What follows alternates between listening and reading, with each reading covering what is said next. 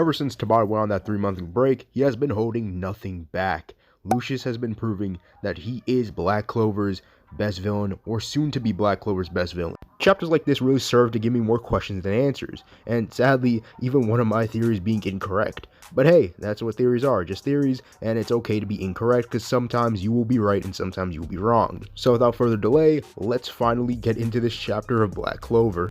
This chapter actually follows up on last chapter with the slash that Lucius gave Asta to his chest down to his torso, and I gotta say, this slash is devastating. Asta can barely get up, but knowing Asta, he says that he's not finished yet, and that's what I really admire about Asta.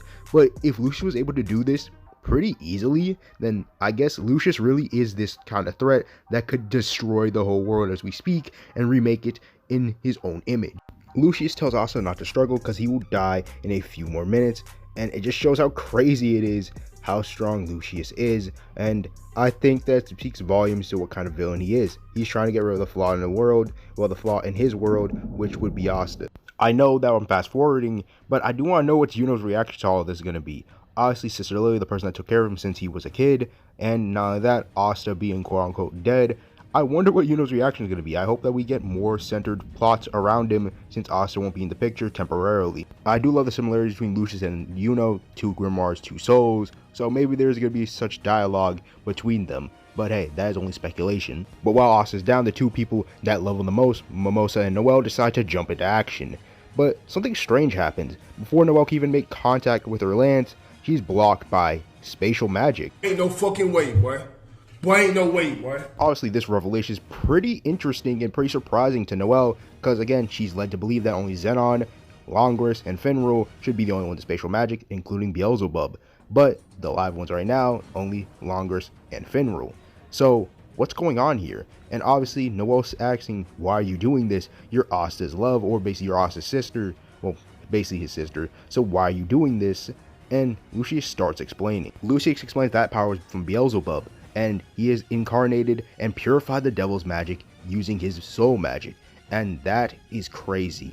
If Lucius can do this on a completely different playing field, it makes sense. But continue on, Noelle finally understands that this guy is not the Wizard King, and because he has soul magic. Obviously, she didn't know before because again, she was stopped in time. So again, if Asta didn't do that, she probably would never knew that this guy was not the Wizard King. With the power bestowed upon him and Sister Lily, it makes me believe that Tabata is going to the route of the demons being fallen angels. If you don't know the story, well again, in demonology or in the Bible, Lucifer and Beelzebub and the other devils had their fall trying to rebel against God. So it makes sense design wise why they look like this, because again, these devils used to be fallen angels and now they're devils, but when you purify, they're back to the angel form, but their sins have not been forgiven yet, or they have not been looked by. Lucius again drops a bombshell that I was not expecting, and now makes me understand why he took 1 year and 3 months to get to the plans that he was at. It's because he now has control of every supreme devil or every devil in the underworld. And now that is pretty shocking, and I'm pretty surprised and a little bit disappointed because I wanted to see some of the devils. I wanted to see how they act, and hell, I wanted to see Magicula again. But it seems like Lucius has somehow taken them out, but I don't believe that. But because it may be coping, but hey, I don't believe that. Same time, it's not a character for Lucius to do this. Obviously, Lucius seems like he only cares about the human race's benefit and not other races. So wouldn't he get rid of the other devils that seem to be a threat to the humans? Because obviously he thinks that humans are the ones with the most potential and the most magical power. So obviously getting rid of the devils and giving the humans a boost would obviously help with his plans. But as somebody who's been theorizing that Asta may die and go to the underworld, it seems like Lucius was one step ahead and had his own underworld arc and ran a gauntlet and defeated every supreme devil with his powers. Which again, I wouldn't be surprised because that seems like in his character and in his moveset and arsenal. But at the same time, what if Lucius promised them something? What if Lucius promised them to bring them back to their angelic forms, and there was a way to bring them back with that without having their sins forgiven? Lucius takes their magic and takes their powers, but puts them in a human host, making them paladins. Now you may be asking, what do the devils gain by doing this? Well, obviously, one, being a devil, you can't really unleash your full power unless you have a grimoire. And not only that, humans have those grimoires, and with that, it can unleash their full power onto the world. Not only that, bring them back to their angelic forms, it could help them a lot. And it could show that they aren't the devils that everyone thinks they are, and that they can really go out and, mess everything up.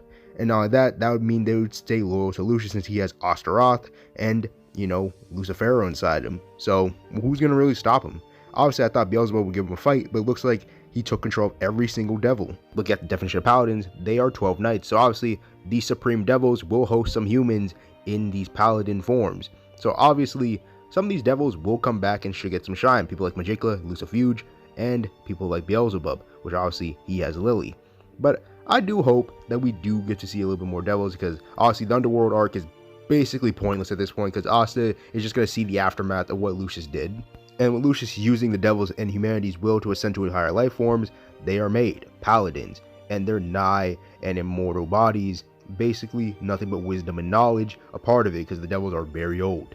Now obviously Lucius wants these 12 knights to defend the world that he wants, because with that he can gain control of the world and be, no, not the ultimate wizard king, but the greatest wizard king to ever exist. I'm definitely getting a lot of Madara and Aizen vibes to this man Lucius, because again, I love those villains. I love those type of villains like Aizen and Madara, and Lucius is giving off those vibes, and he's already becoming a staple for Black Clover and the face of our villains. Obviously we had Patri, but this might be our greatest villain yet, Lucius Zagratis. Now obviously Mosa again is trying to go and heal Asta along with Sekre, but it looks like Lily isn't having any of it and uses something called Spatial Domination, Sacred Domination. So obviously there's a way to counter Mosa's healing, using Spatial Domination or something of that sort. It's pretty tragic and a sick joke from Tabata to make Lily, somebody who supports God and who is a nun, become this devil slash hybrid of an angel, which is pretty sad if we're talking about it. And Lily then tells them, worry not, they will soon see themselves that Lucius is the one that's righteous. And obviously you don't really need to understand it or worry, because Asta needs to die for the sake of world peace. Which it just shows that Lucius isn't giving her free will and is basically going to force his will upon everyone else. He makes paladins and the whole world on his own ideology.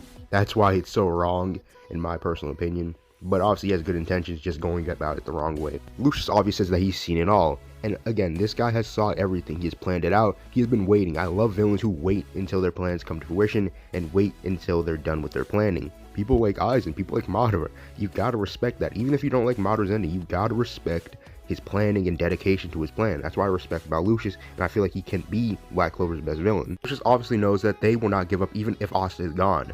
And he also foresaw even the captains coming. And it's kind of cool how he says, isn't that right? And the captains are running towards him. Like, I know that ain't who I think. And obviously the captains stand no chance against a 50% Lucifero, the same 50% Lucifero that, Lucius easily killed in the underworld. So they need to get stronger without Asta, since their best weapon is now gone. All the other captains are dumbfounded. They don't think that this is Julius, because obviously Yami can sense ki and he thinks that his ki is completely different, and Julius kind of looks different as well. But obviously he does look like Julius, and his magic power is kind of similar, but at the same time not. I feel like Yami's gonna start having trust issues, because not only did his best friend William have a soul in him and he didn't tell anyone, and he basically technically betrayed the kingdom, same thing's happened to Julius. This is really gonna be kind of hard for Yami, since he's already been through this. Yami immediately looks at that face, that body, and yells out Julius's name, and obviously Lucius dips. Now, people may be asking, can't Lucius just body the captains? Well, he did say Judgment Day is coming in 7 days. Also, he does need more paladins to serve his new world, so obviously being the captains isn't what he foresaw in his future. How the fuck would you show me something if I couldn't have it? Let's be honest, these guys could barely handle a 50% Lucifero who wasn't really trying, so what makes you think that they can even beat or touch Lucius? At this point, it would just be setting up their deaths. So yeah, I shouldn't really care that Lucius left and dipped, because obviously he knows what he's doing, and he also has everything under control, so obviously Lucius knows what he's doing. Now obviously Asta being the main character, he's obviously not dead, but he also is gone, so now everyone has to cope with the fact that Asta may be dead and he might not come back. Obviously Lily did teleport him, and I do think the underworld is the safest choice, but tell me what you guys think down below, and how did you guys feel about this chapter? I feel like it was a 10 out of 10. Most of these chapters have been nothing but bangers, and Tabata has been cooking with gas. Anyways, it's been the Red Cloak. Make sure to leave a like and subscribe. Hit that bell notification to always stay notified whenever I upload a video. Anyways, I will see you guys later. Peace out.